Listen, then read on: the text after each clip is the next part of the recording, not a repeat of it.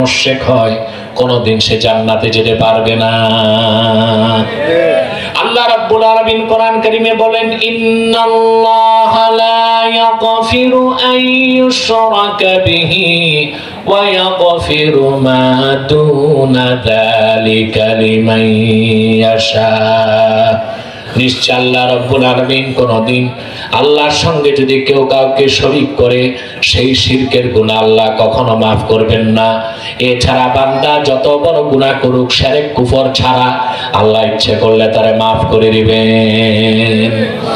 আল্লাহ রাব্বুল আলামিন কোরআন কারীমে বলেন, আল্লাহ পাক বলেন, মান ইউশরিক বিল্লাহি ফাকান্নামা খাররা মিনাস সামা।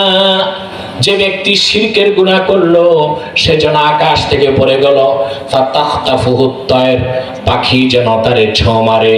আও তাহওয়ি বিহির রিহু ফি মাকানিন সাহিক, আর বাতাস যেন তারে ঝাপটা মেরে দূরবর্তী কোনো জায়গায় নিয়ে যায়। তার মানে কোন ব্যক্তি যদি 1000 বছর নামাজ পড়ে সারা রাত, 1000 বছর যদি সারাদিন রোজা রাখে, এত বড় আবেদও যদি জেনে শুনে বা না জেনে একটা শিরকের গুনাহ করে তার জিন্দেগির সব আমল বরবাদ হয়ে যাবে। যাবে কইছে জাহান্নামে। আজ দুঃখজনক হলেও সত্য, আমাদের দেশে শিরক হচ্ছে বিভিন্ন ভাবে। বাংলাদেশের মুসলমানরা মূর্তি পূজা করে না, কিন্তু অনেক মুসলমান পীর পূজা করে, অনেক মুসলমান নেতার পূজা করে, অনেক মুসলমান মিনার ও সৌধের পূজা করে। এটা হচ্ছে শিরক। কেউ করছে সংস্কৃতির নামে শিরক, কেউ করছে চেতনার নামে শিরক, কেউ করতেছে রাজনীতির নামে শিরক, কেউ করতেছে পীরি মুরিদের নামে শিরক। হক্কানি আল্লাহওয়ালা পীরের কাছে যাওয়া ওয়াজিব, কিন্তু যেই পীরের কাছে যে মুরিদ সেজদা করে ওই পীরও মুশরিক, মুরিদও মুশরিক। বাংলাদেশে আছে এগুলো। এগুলো আল্লাহওয়ালা বুজুর্গ ব্যক্তির মাজার জিয়ারত করবেন, এটা সওয়াবের কাজ, কিন্তু ওইটা হতে হবে শরীয়ত মোতাবেক। আল্লাহওয়ালা বুজুর্গ ব্যক্তির মাজারে যাবেন, ওখানে সালাম দিবেন, সূরা ফাতিহা পড়বেন, সূরা ইখলাস পড়বেন, দরুদ শরীফ পড়ে আপনি সওয়াবটা আল্লাহর ওলিকে দিয়ে চলে আসবেন। এতে আল্লাহর ওলি রুহানি তাওয়াজ্জু আপনি পাবেন। কিন্তু মাজারে যে সাজদা করা শিরক, মান্নত করাও শিরক, আগরবাতি মোমবাতি জ্বালানো হারাম। এগুলো করেন আপনারা? করেন। এটা হচ্ছে পীরি মুরিদের নামে শিরক। আবার অনেকে যাইয়া ওই সৌধে যাইয়া পুষ্প অর্পণ করে, তারপরে 21শে ফেব্রুয়ারি যায় ভাষা শহীদদের স্মরণে কি এটা ফুল দেয় যে বেদি, এটা কি এইরকম না? ওখানে যাইয়া ফুল দিয়া নীরবে চুপচাপ থাকে। আপনাদের যদি ভাষা আন্দোলনের শহীদদের জন্য কিছু করতে হয়, তাদের জন্য দোয়া করেন, স্মরণ সভা করেন, দোয়া করেন, আল্লাহ যেন তাদের মাফ করে দেন। কিন্তু প্রস্তরের সামনে যাইয়া মস্তক নত করে কি করলেন? এটা তো শিরক, এটা সংস্কৃতির নামে শিরক। আবার অনেকে করতেছে রাজনীতির নামে শিরক।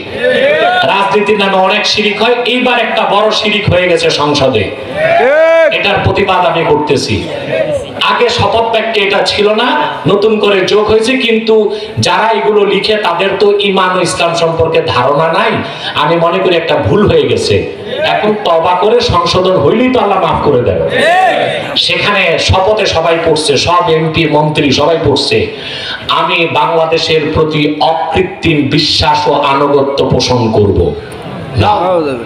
রাষ্ট্রের প্রতি বিশ্বাস হতে পারে না, রাষ্ট্রের আনুগত্য হতে পারে না, এটা শিরক। বরং আমি বলেছি বাক্যটা এইভাবে করা দরকার যে আমি একজন সংসদ সদস্য হিসেবে বাংলাদেশের স্বাধীনতা, তার সমৃদ্ধি, তার নিরাপত্তা রক্ষায় অতন্দ্র প্রহরী হিসেবে কাজ করব।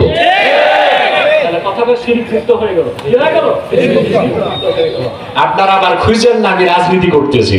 আরে ভাই, আমরা যদি কোরআন সুন্নাহর আলোকে হেদায়েত না করি, আর আমাদেরকে সারা রাত জেগে যারা পাহারা দেয় মন্ত্রী এমপি, আমাদের দায়িত্বে আছে, ওরা যদি হাবিয়া জাহান্নামে যায়,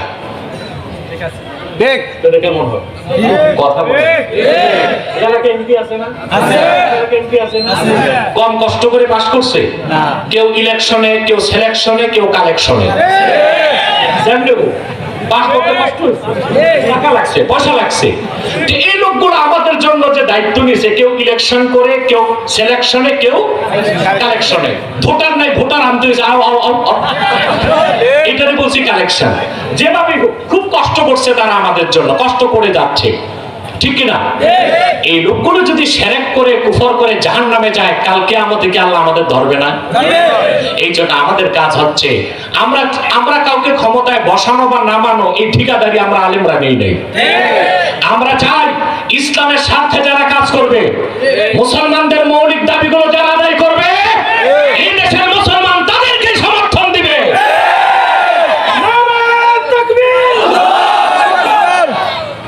আল্লাহ কবুল করুক, আল্লাহ মঞ্জুর করুক, বলুন আল্লাহুম্মা আমিন।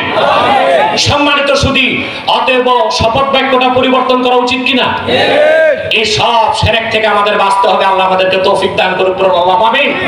সাদাকাল্লাহুল আযীম ওয়া সাদাকা রাসূলুহুন নবিয়ুল কারীম ওয়া নাহনু আলা যালিকা মিনাশ শাহিদিন ওয়াশ শাকিরিন আলহামদুলিল্লাহি রাব্বিল আলামিন। বসেন, একজন দাঁড়াবেন না। আপনি কি হয়ে গেছেন? মুনাজাত বাদ দিয়ে যান, 10 মিনিটই তো মুনাজাত হয়ে যাবে।